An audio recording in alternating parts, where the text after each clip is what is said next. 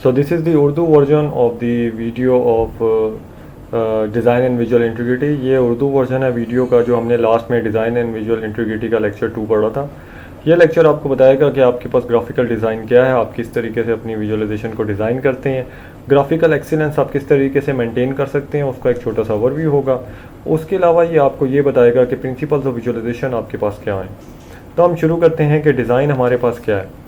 Design कोई भी ऐसी चीज़ आपके पास हो सकती है जो आपकी विजुअलाइजेशन जिससे बिल्डअप होती है, और वो आपके पास कलर्स भी हो सकते हैं, वो कम्बिनेशन ऑफ डाटा भी हो सकता है, और उसके साथ आपके पास जो लेबलिंग और वो जो सारी चीज़ें आपके पास ग्राफ के ऊपर गिवन होती हैं वो सारी आपके साथ डिज़ाइन के अंदर इंक्लूडेड होती हैं।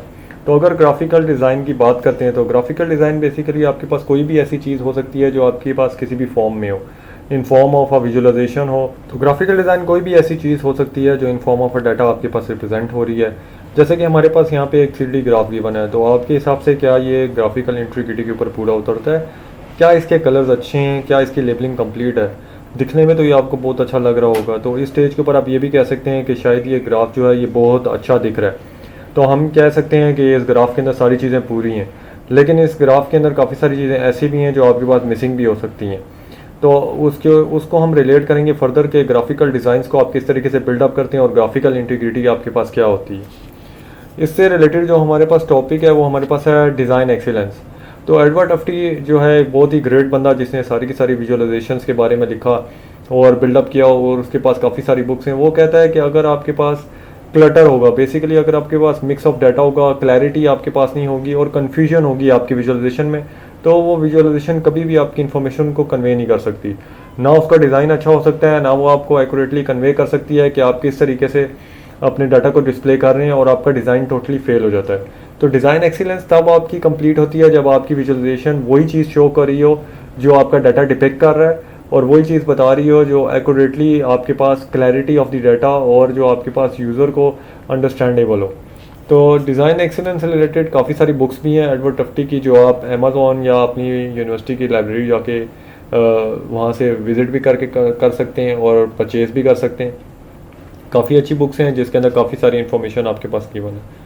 तो हम स्टार्ट करते हैं आज के टॉपिक के ऊपर कि कौन से प्रिंसिपल्स होते हैं ग्राफिकल इंटीग्रिटी के। तो बेसिकली हमारे पास 4 प्रिंसिपल्स हैं ग्राफिकल इंटीग्रिटी की। जो पहला प्रिंसिपल है वो ये कहता है कि आपने अपने डाटा के बारे में जो भी सच कहानी है, जो भी उसके पास कॉलम्स हैं, जो भी रोज़ हैं, सिर्फ उसी को आपने शो करना है अपनी विजुअलाइजेशन के अंदर। आपने कोई भी ऐसा डाटा शो नहीं करना या कोई भी ऐसी चीज़ शो नहीं करती जो आपकी विजुअलाइजेशन के अंदर प्रेजेंट ना हो। इसके अलावा अगर कोई भी चीज़ या मेजरमेंट आपने किसी जगह से ली है तो या तो वो मेजरमेंट वैसे के वैसे ही अगर आप लिख दें तो वो ज़्यादा बेहतर है, नहीं तो उसकी डायरेक्टली प्रोपोर्शनल जो है आप कोई वैल्यू जनरेट करके वो अपनी विजुअलाइजेशन के अंदर बिल्डअप कर दें। आपने कोई भी क्वांटिटी अपनी तरफ से नहीं लिखनी, कोई भी चीज़ आपने अपनी तरफ से नहीं बनानी है, और इसके अलावा आपके पास जो भी चीज़ हो वो क्लियर हो, उसके अंदर डिटेल हो, और आपको जो भी विजुअलाइजेशन बनानी है उसकी आपने थॉरो लेबलिंग करनी है, ताकि आपके पास ग्राफिकल जो डिस्टॉर्शन होती है, जो आपके पास एम्बिग्युइटी होती है या कन्फ्यूजन ऑफ डाटा है या क्लटर है वो कम से कम हो, और कोई भी ऐसा डाटा जो आपकी ग्राफिकल विजुअलाइजेशन से रिलेटेड नहीं है वो आपको शो नहीं करना होता। तो आपके प्रिंसिपल 1 आपको यही कहता है कि आपने डाटा के बारे में सच बताना है। तो आपने डाटा के बारे में सिर्फ सच बताना है, कोई भी डाटा के बारे में झूठ नहीं बताना। जो भी विजुअलाइजेशन बनी है वो सिर्फ आपके डाटा के बारे में ही बता सके। तो ये प्रिंसिपल 1 आपको ये डिपिक्ट करता है।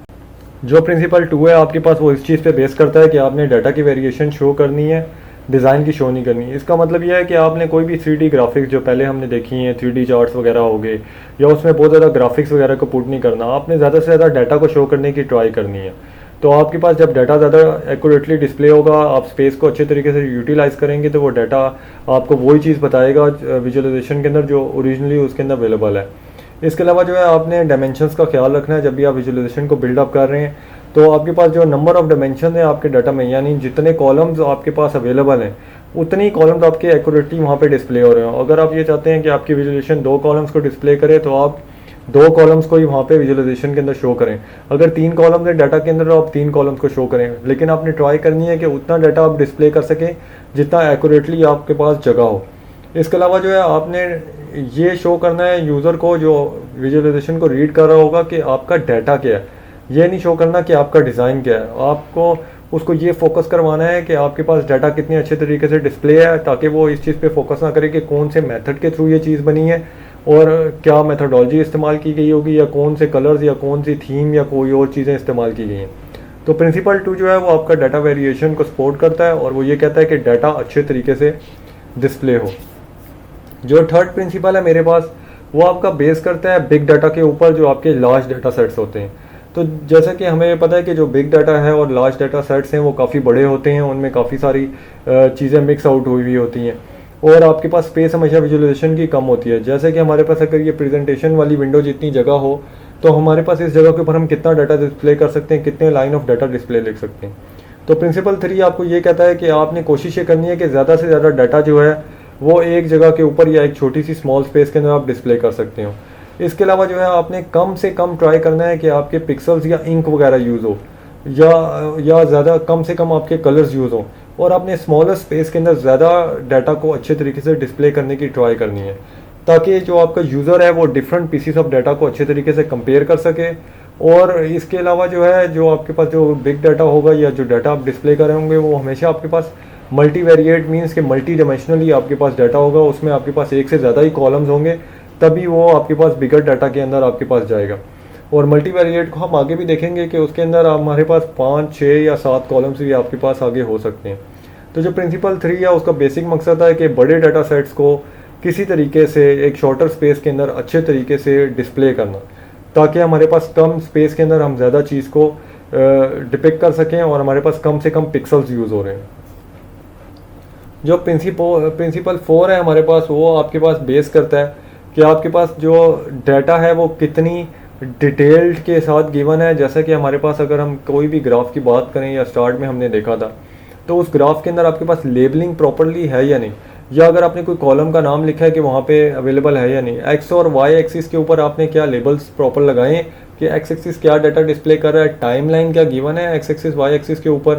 اس کے علاوہ جو آپ کا ڈیٹا ہے وہ اسٹیٹسٹیکل اور آپ کے پاس نیریٹو ڈسکرپشن دونوں کی میچ کرتی ہے نہیں.